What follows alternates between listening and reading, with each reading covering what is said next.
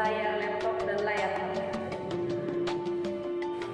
Contohnya pada saat saya duduk di bangku sekolah menengah atas, lalu pun Bapak Madrasah mengumumkan bahwa COVID-19 sudah ada di Indramayu. Semua persiapan yang sudah berjalan, Bapak Kepala Madrasah dengan terpaksa membubarkan karena COVID-19 menular dengan sangat cepat di Indramayu. Karena COVID-19 pun ujian dibubarkan, melanjutkan ujian dengan daring. Bisa dilihat dari pengalaman yang saya pribadi pernah rasakan, corona sangatlah berdampak besar bagi pendidikan, corona bagi pendidikan. Yang tadinya bisa tatap muka, bercanda tawa dengan teman-teman, bertemu sapa dengan guru, sekarang hanya bisa menatap layar HP, layar laptop. Sekarang sampai 2021 corona membuat kita daring. Sampai saya kuliah dengan semester 3, kita masih berkuliah daring. Sekian dari saya. Taufiq walhidayah. Wassalamualaikum warahmatullahi wabarakatuh.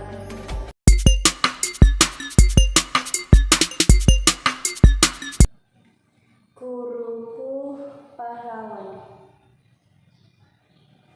Guruku, kau adalah pahlawan tanpa tanda jasa. Kau membimbing kami tanpa kenal kata lelah. Walau kadang kami tak patuh kepadamu. Guruku, kami sangat menyayangimu. Walau kami tak pernah mengungkapkannya.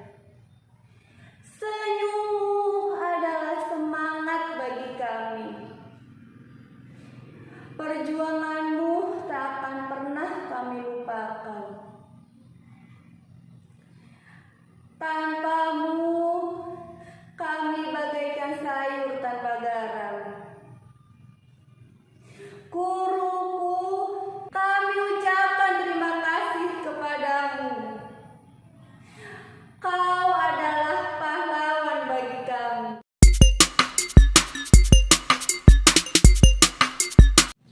Nge-game yuk. Ayo, kapan? Tapi kamu izin dulu ya sama orang rumah. Berani kan? Tidak. Ngapain kamu ajak-ajak kalau nggak berani izin? Iya, nanti izin. Sekarang kan baru rencana. Oke, kita tunggu kabar selanjutnya ya. Awas kalau nge-game tanpa aku. Saya Sapitri Sayang. Indramayu adalah penghasil padi terbanyak. Di Indramayu, panen dilakukan 2 kali dalam 1 tahun. Sekian dari saya, Sapitri. Saya ucapkan terima kasih.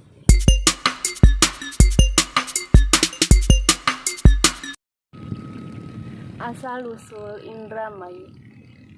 Di daerah Bengalen, Jawa Tengah, Temenggung Gagak Singalodra mempunyai anak yang bernama Raden Arya Wilalodra. Raden Arya Wilalodra bercita-cita ingin mempunyai negaranya sendiri untuk diwariskan kepada anak cucunya kelak. Untuk mewujudkan cita-cita tersebut, Raden Arya Wilalodra gemar berlatih diri dalam olah kanuraganya, melakukan tirakat dan beberapa lainnya. Pada suatu ketika, Raden Arya Wilalodra pun bertapa di Gunung Sumbi. Pada saat dia bertapa di Gunung Sumbi, dia pun mendapatkan wasiat. Hai Wilalodra, apabila engkau ingin berbahagia berketurunan, maka carilah lembah Sungai Cimanuk. Apabila engkau telah sampai di sana, puanglah belukar secukupnya untuk membuat pendukuhanmu. Setelah dia diberikan wasiat tersebut, dia pun mencari lembah Sungai Cimanuk bersama ajudannya yaitu Ki Tinggil. Setelah berhari-hari dia berjalan kaki, dia pun menemukan sungai yang amat besar. Raden Wilalodra pun mengira bahwa sungai tersebut adalah Sungai Cimanuk. Lalu mereka pun bermalam di situ. Keesokan paginya pun dia didatangi oleh seorang kakek-kakek dan bertanya, "Kenapa Anda di sini?" Dan Wilalodra pun menjelaskan tujuan dia ada di sini. "Hai cucuku, ini bukanlah Sungai Cimanuk. Sungai Cimanuk terlewatkan. Sungai Cimanuk terletak di sebelah timur. Jadi Tuan berbalik lagi berjalan ke arah timur laut." Setelah berkata demikian, orang itu lenyap. Orang tua itu menurut Buyut Sidum adalah penanjung dari Pejajaran. Ki Sidum adalah seorang penakawan Temenggung Sri Budaga yang hidup antara tahun 1474 sampai 1513. Kemudian Raden Wilalodra dan Ki Tinggil pun melanjutkan perjalanannya menuju arah timur laut. Setelah berhari-hari, mereka pun menemukan sungai yang amat besar. Raden Wilalodra pun mengira bahwa sungai tersebut adalah Sungai Cimanuk. Dan tiba-tiba melihat kebun yang sangat indah. Namun pemilik kebun tersebutlah sangatlah congkak. Sampai Wilalodra pun tak kuasa mengendalikan emosinya. Ketika ia hendak membanting pemilik kebun itu, orang itu pun lenyap. Hanya ada suara, "Hai cucuku Wilalodra, ketahuilah bahwa hamba adalah Ki Sidum. Dan sungai ini bukanlah Sungai Cimanuk, melainkan sungai ini adalah Sungai Cipunegara. Sekarang teruskanlah perjalananmu ke arah timur laut. Manakala Anda berjumpa dengan kijang yang bermata berlian, ikutilah di mana kijang itu lenyap, maka disitulah Sungai Cimanuk. Kelak setelah Tuan membabat hutan Cimanuk, bertapalah, jangan tidur, karena hal itu penting untuk membahagiakan anak cucu Tuan di kemudian hari." Mereka pun melanjutkan perjalanannya kembali. Dalam perjalanan tersebut, mereka pun bertemu dengan seorang perempuan yang bernama Dewi Larawarna yang memaksa untuk dipersunting oleh Wilalodra. Namun Wilalodra pun menolak, sehingga gadis itu pun marah dan menyerangnya.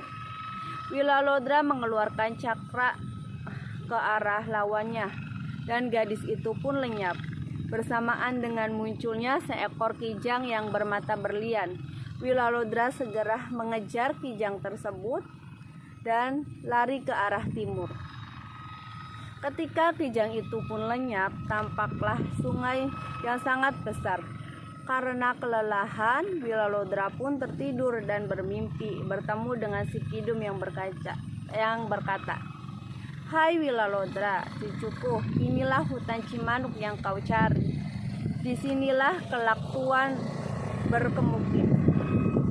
Setelah ada kepastian lewat mimpinya, Wilalodra dan Ki Tinggil segera membuat gubuk dan membuka ladang yang menetap di sebelah barat ujung Sungai Cimanuk. Akhirnya tersiarlah keberadaan Wilalodra dan Ki Tinggil di hutan Cimanuk. Ke segenap pelosok secara bertahap keberadaan Wilalodra dan Ki Tinggil. Orang-orang berdatangan dan menetap di daerah sekitar Wilalodra dan Ki Tinggil. sehingga daerah tersebut menjadi sebuah pedukuhan.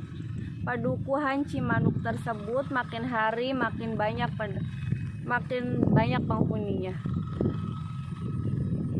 Pendatang teruslah berdatangan, di antaranya seorang wanita cantik yang datang membawa bibitnya, baik bibit padi maupun pala jiwa dan sayur-sayuran. Dia adalah Nyi Endang Darma, seorang wanita paripurna yang kelak bersama-sama Raden Arya Wilalodra mengembangkan Indramayu.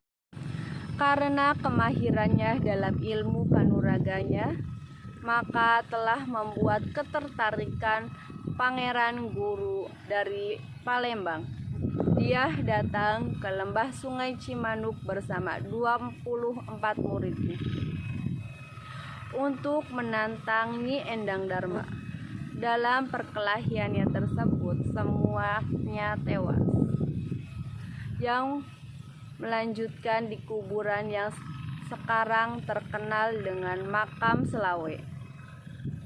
Melihat kejadian tersebut, Ki Tinggil bergerak untuk melaporkannya kepada Raden Arya Wilalodra yang saat itu sedang pulang ke Bengalen. Karena merasa keterteraman kedudukannya berusik, Raden Wilalodra pun kembali ke lembah Sungai Cimanuk untuk mendengarkan kejadian sebenarnya dari Nyi Endang Darma. Setelah mendengar penjelasan dari Nyi Endang Darma, Wilalodra mengakui kebenarannya. Namun karena ingin menyaksikan langsung kehebatan Nyi Endang Darma, Raden Arya Wilalodra pun turun untuk adu kesaktian dengan Nyi Endang Darma. Akhirnya Nyi Endang Darma melawan dengan segan-segan Wilalodra. Maka Nyi Endang Darma pun meloncat turun ke dalam Sungai Cimanuk dan mengakui kekalahannya. Wilalodra pun mengajak pulang Nyi Endang Darma untuk bersama-sama melanjutkan pembangunan pedukuhannya. Namun Nyi Endang Darma pun tidak mau dan hanya berpesan, jika kelak Tuan hendak memberi nama pedukuhan ini, maka namakanlah dengan nama hamba. Kiranya permohonan hamba ini tidak membebani Tuan, karena hamba ikut andil dalam usaha pembangunan daerah ini. Pada suatu saat yang telah ditentukan, diresmikannya pedukuhan Cimanuk tersebut.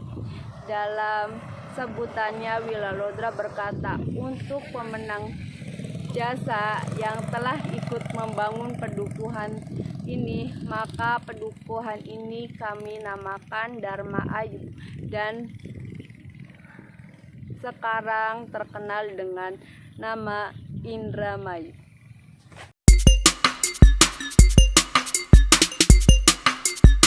Setelah hampir 2 minggu Sapitri merasakan sakit, akhirnya dia pun sembuh. Simak drama sakit COVID-19 yang dialami oleh Sapitri. Di suatu pagi, ibunya pun membangunkannya.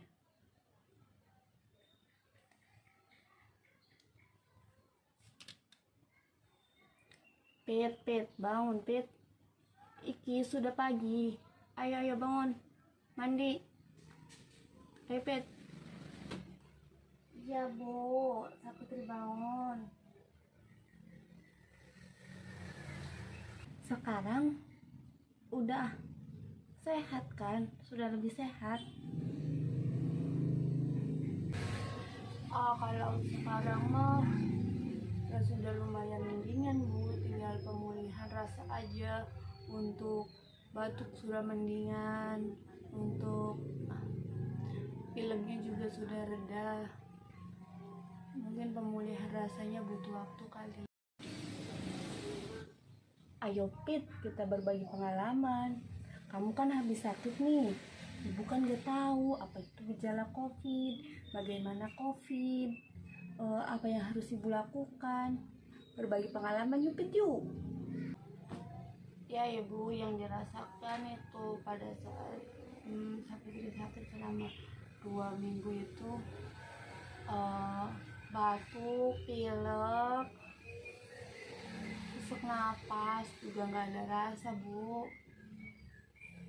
Ya ibu tahu sendiri kan, setiap pagi Sapitri rutin berjemur, siang juga berjemur, minum kelapa muda, terus juga minum obatnya dengan teratur, memakai masker kalau keluar, dan pada saat Sapitri sakit juga kan jarang keluar. Nanti pengalaman kamu ibu sharing-sharing ya Pit ya ke teman-teman ibu, supaya nggak mau sakit, tapi untuk jaga-jaga agar bisa semisal dia sakit dia bisa menerapkan yang seperti kamu terapkan ini. Sepertinya sangat manjur Pit.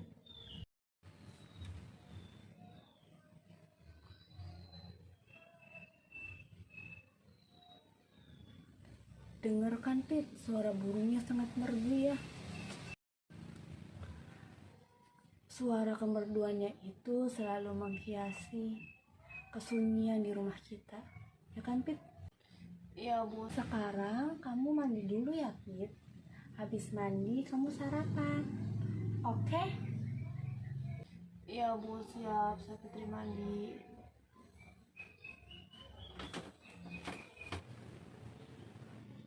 Pesan dan kesimpulan yang dapat kita ambil dari drama COVID-19 yang pernah Sapitri alami yaitu kita harus mempercayai adanya COVID-19.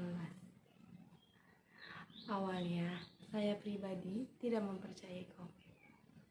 Akan tetapi pada saat merasakan sakit kali ini,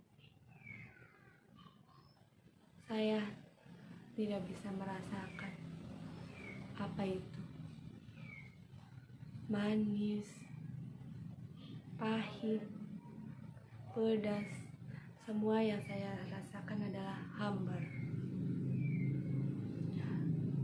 Mulai dari saat itu saya pun mempercayai akan adanya COVID-19. Pesan yang dapat kita ambil adalah percaya akan COVID, menjauhi kerumunan, menjaga jarak, dan memakai masker saat di luar. Karena jika Anda terkena COVID, maka seluruh keluarga Anda akan terancam. Terima kasih. Sekian dari saya. Taufik walhidayah. Wassalamualaikum warahmatullahi wabarakatuh.